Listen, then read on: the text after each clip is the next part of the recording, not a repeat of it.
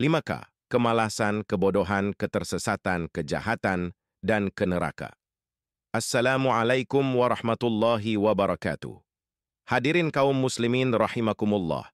Marilah kita panjatkan puji syukur kehadirat Allah Subhanahu wa Ta'ala yang telah melimpahkan rahmat dan hidayahnya kepada kita semua, sehingga kita dapat berkumpul di majelis ilmu yang mulia ini.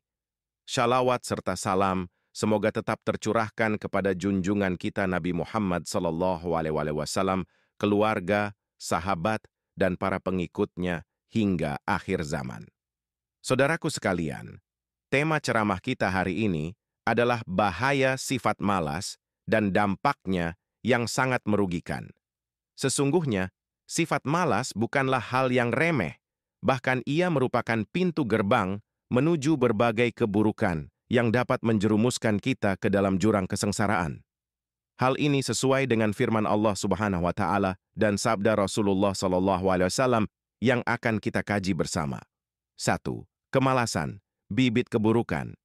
Sejak dini setan, musuh yang nyata bagi manusia, senantiasa berupaya menyesatkan kita. Salah satu caranya adalah menanamkan sifat malas sejak dini, bahkan ketika kita masih anak-anak.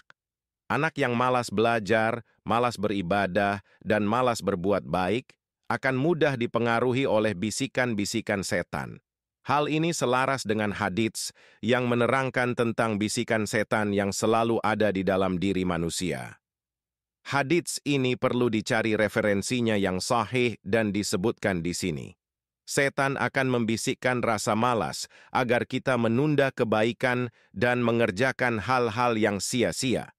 Al-Quran, Surat Al-Asr, 103:1-3. Demi masa, sesungguhnya manusia itu benar-benar dalam kerugian kecuali orang-orang yang beriman dan mengerjakan amal saleh dan saling menasehati supaya mentaati kebenaran dan saling menasehati supaya menetapi kesabaran. Ayat ini secara implisit menunjukkan bahwa kemalasan merupakan kerugian bagi manusia. Orang yang beriman dan beramal saleh tidak akan terjerumus dalam kemalasan. Hadits riwayat At-Tirmidzi. Dari Abdullah bin Umar radhiyallahu anhu, ia berkata, Rasulullah shallallahu alaihi wasallam pernah memegang pundakku lalu bersabda, "Hendaklah engkau berada di dunia ini seperti orang asing atau orang yang sedang bepergian." Abdullah bin Umar berkata, "Maka jika kamu telah menjelang malam, janganlah kamu menunggu pagi, dan jika kamu telah menjelang pagi, janganlah kamu menunggu malam." Hadits ini mengajarkan agar kita tidak menunda-nunda pekerjaan dan memanfaatkan waktu sebaik-baiknya. Sikap ini bertentangan dengan sifat malas. 2.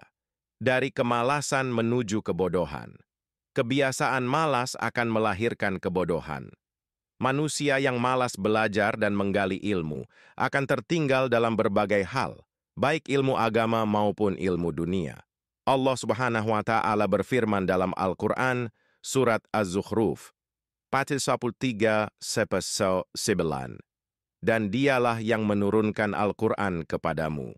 Di antara ayat-ayatnya ada ayat-ayat yang muhkam, pasti. Itulah pokok-pokok Al-Quran, dan yang lain, ayat-ayat mutasyabihat, maknanya tidak jelas. Adapun orang-orang yang hatinya condong kepada kesesatan, maka mereka mengikuti bagian yang mutasyabihat daripadanya untuk menimbulkan fitnah dan untuk mencari-cari takwilnya, padahal tidak seorang pun yang mengetahui takwilnya melainkan Allah. Ayat ini menegaskan betapa pentingnya ilmu pengetahuan bagi kehidupan manusia. Kebodohan akan membuat kita mudah tertipu dan terpengaruh oleh godaan setan. Setan senang melihat manusia bodoh karena mudah diarahkan sesuai keinginannya. 3. Kebodohan menuju ketersesatan. Kebodohan akan menyebabkan ketersesatan. Manusia yang bodoh akan sulit membedakan mana yang benar dan mana yang salah, mana yang baik dan mana yang buruk. Mereka akan mudah terjerumus ke dalam jalan yang sesat, jauh dari petunjuk Allah Subhanahu wa Ta'ala. Allah Subhanahu wa Ta'ala berfirman dalam Al-Quran, Surat Al-A'raf 7:16-17.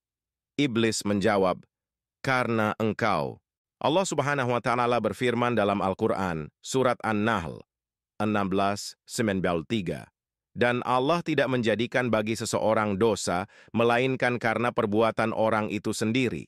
Dan Allah tidak akan mengazab suatu kaum, melainkan setelah Dia mengirimkan kepada mereka seorang Rasul. Ayat ini menegaskan bahwa Allah tidak memaksa manusia untuk berbuat jahat.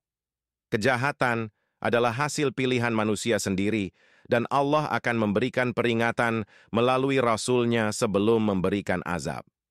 5. Kejahatan menuju neraka. Akibat dari banyaknya dosa dan kejahatan, manusia akan dihukum oleh Allah Subhanahu wa Ta'ala di neraka. Neraka adalah tempat yang mengerikan, penuh dengan siksa dan azab yang pedih. Allah Subhanahu wa Ta'ala berfirman dalam Al-Quran, Surat An-Nisa 4:15.